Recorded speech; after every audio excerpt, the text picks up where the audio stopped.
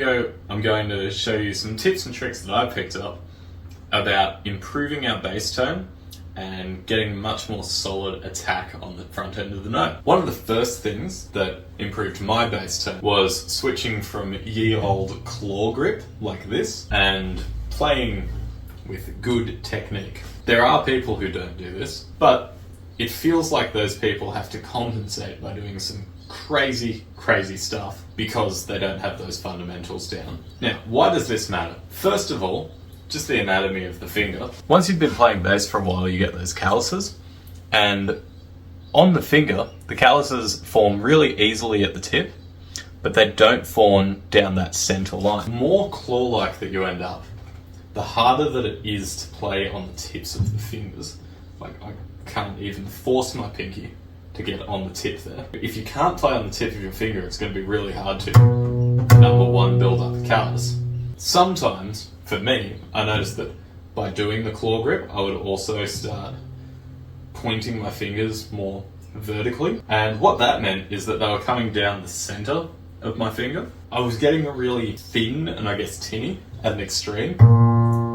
There was just a lot of buzz and a lot of crackle and it didn't sound very crisp. But over a couple of months where I made an effort to fix my left hand, I started getting some good notes coming out of good spots on my fingers. I think another reason for this is because the pressure, rather than coming in sideways on the strings when you're doing the claw grip, it's actually coming from the back of the fingerboard and you're just pushing all of your force into the fingerboard rather than kind of from your wrist through the fingerboard. Speaking of fingerboard, another thing that helped my tone was I used to struggle a lot with the E string because I had chicken wing syndrome. I would often just play, let's say if I was doing a walk-up line from E to A, I would go, and then I'd grab on right at the end. But my teacher pointed out to me that this anchor with the thumb, the more rigid that is, the more that you can pull into the note. And even on the E string, you just have to adjust kind of the angle of your finger.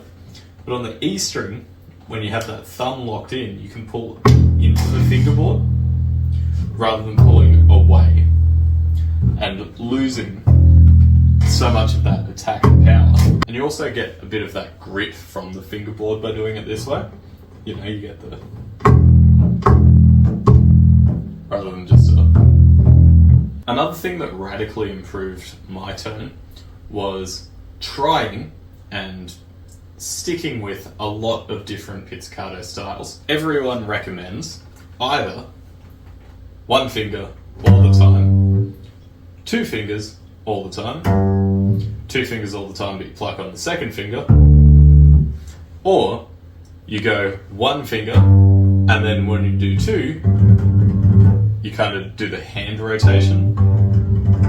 After doing electric bass for so long and finding out the picks weren't evil, it made me think that it's worth learning all of the pizzicato styles so I can pick the one that best applies for the moment. Now, I still have favourites, but by becoming competent in all of them, it gives you a grasp of what's actually important with each of them and why people recommend them. As an example, one finger all the time, it gives you a really consistent tone because it's the same finger, the same callus, more or less the same tack every time. Super consistent. With the two finger technique, say you're plucking with the second finger, plucking on the G string is nice and easy, but then when you come down to the E string, you use the opposite side of your finger and it's pretty unavoidable. And so you don't get that consistency of tone, but you get a really beefed up sound.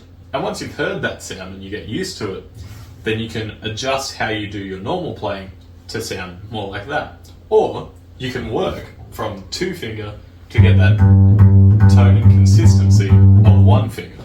Likewise, the speed that you get from two fingers this way, you can also combine with the idea of two fingers, index on the bottom, and start getting a much better looking two finger attack. And you also get the bonus of keeping that wrist down and all of that. So maybe if speed is more important than the firmness of the sound, but you want to keep it super duper consistent, you would use one finger and you would just, rather than keeping it fully straight and pulling from the arm and trying to bounce that at like 300 BPM.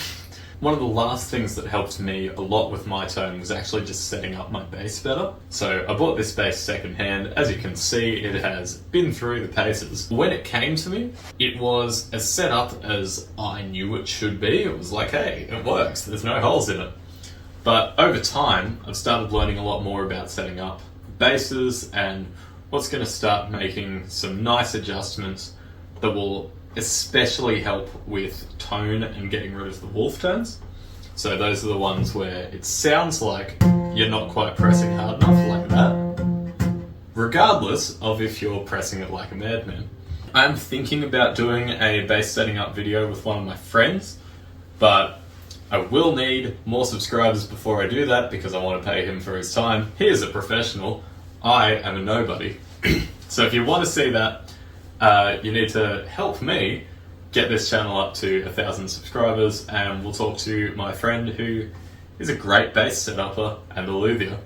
So like the video, make sure you subscribe, and if there's any videos that you think other people should see, make sure you send them to them, like these!